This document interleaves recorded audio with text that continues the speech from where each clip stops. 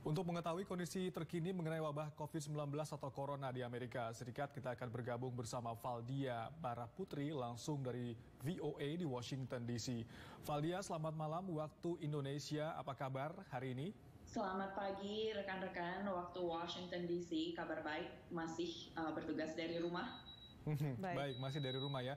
Valdia, kabar yang kami dapatkan kota New York menjadi negara bagian terparah yang terdampak dari virus corona ini. Bagaimana kondisinya saat ini setelah ada kapal USNS juga sudah meninggalkan New York?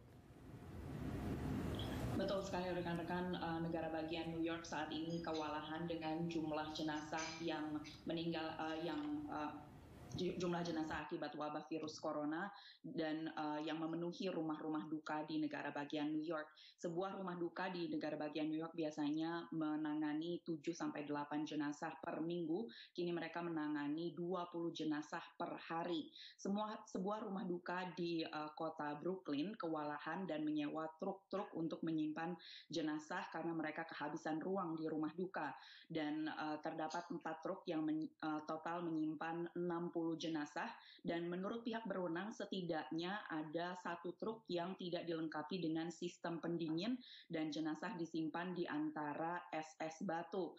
Hal ini menyebabkan bau yang tidak sedap dan warga melaporkan sebuah rumah duka ini karena mereka melihat ada cairan yang menetes dari truk, dan pemerintah setempat telah memanggil pemilik rumah duka tersebut dan mengirimkan truk dari pemerintah setempat untuk menyimpan jenazah-jenazah tersebut dengan lebih layak. Ini adalah salah satu efek di mana banyaknya jenazah akibat wabah virus corona ini membuat negara bagian New York kewalahan.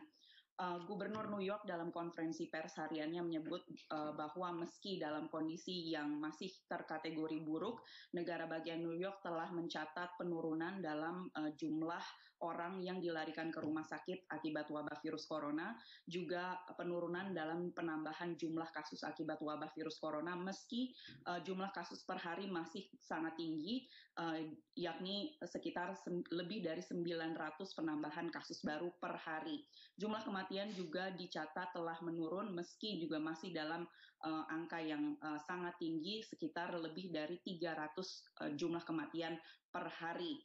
Ini sekiranya masih terdapat 12.000 orang yang dirawat di rumah sakit di negara bagian New York, namun hal itu sudah jauh lebih baik daripada minggu-minggu lalu. Seperti yang tadi Anda sebutkan bahwa sebuah rumah sakit apung yang telah bersandar di New York selama kurang lebih 1 bulan, sejak bulan April ini sudah meninggalkan New York, yang menandakan bahwa kondisi di negara bagian itu sudah stabil meski wabah virus corona masih parah di negara bagian tersebut.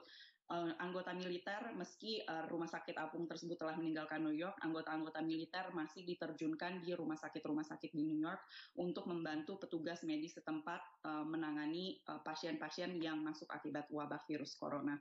Saat ini New York mencatat lebih dari 300.000 orang telah terinfeksi virus corona, dan jumlah kematian totalnya mencapai lebih dari 24.000. Ini termasuk dari komunitas atau warga negara Indonesia, di mana 11 orang meninggal dunia, 8 dirawat di rumah sakit, 13 menjalani karantina mandiri, dan hanya 9 orang dinyatakan sembuh.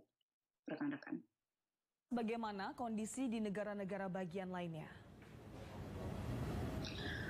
Ya rekan-rekan, sebuah berita baik datang dari negara bagian California, di mana di kota Los Angeles ini adalah menjadi kota terbesar pertama Amerika Serikat yang akan memberikan tes diagnosa virus corona bagi semua warganya, baik warga yang memiliki gejala maupun tidak. Sementara di negara-negara bagian lain di Amerika Serikat ini situasinya terbelah karena pada hari ini guidelines atau panduan untuk tetap tinggal di rumah dari pemerintah federal habis masa berlakunya, dan Presiden Trump tidak extend atau tidak memperpanjang guidelines atau panduan untuk tetap tinggal di rumah tersebut, dan menyerahkan keputusan itu terhadap kepada gubernur negara-negara bagian masing-masing, sehingga saat ini situasi di negara-negara bagian di Amerika Serikat ini terbelah.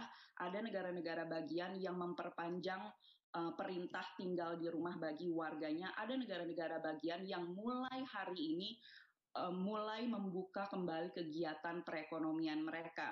Negara-negara bagian tersebut diantaranya adalah Alabama, Maine, Texas, Tennessee, dan lain-lain. Dan mulai hari ini, Jumat waktu setempat, lebih dari selusin negara-negara bagian yang mulai membuka kegiatan bisnisnya seperti pertokoan, pusat kebugaran, restoran, kemudian bioskop yang dioperasikan 25% dari kapasitas normal.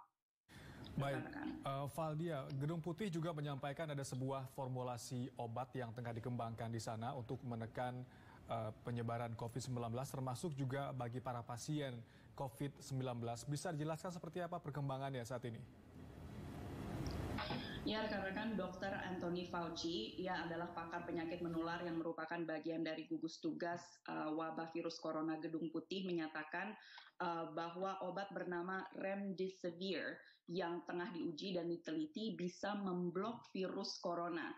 Remdesivir ini ditemukan oleh sebuah perusahaan bernama Gilead Sciences 1 dekade lalu, namun telah teruji dengan menunjukkan hasil yang baik untuk melawan berbagai jenis virus. Gilead Sciences mengatakan bahwa eksperimen ini menunjukkan bahwa Remdesivir membantu penyembuhan pasien COVID dan paling baik diberikan saat infeksi masih pada tahap awal. Namun hasil resmi eksperimen atau hasil resmi dan hasil lengkap eksperimen tersebut baru akan dirilis pada pertengahan bulan Mei nanti. Namun hal ini menunjukkan arah baik kepada penyembuhan pasien COVID, meski ini bukan vaksin yang kini tengah dikembangkan juga di Amerika Serikat.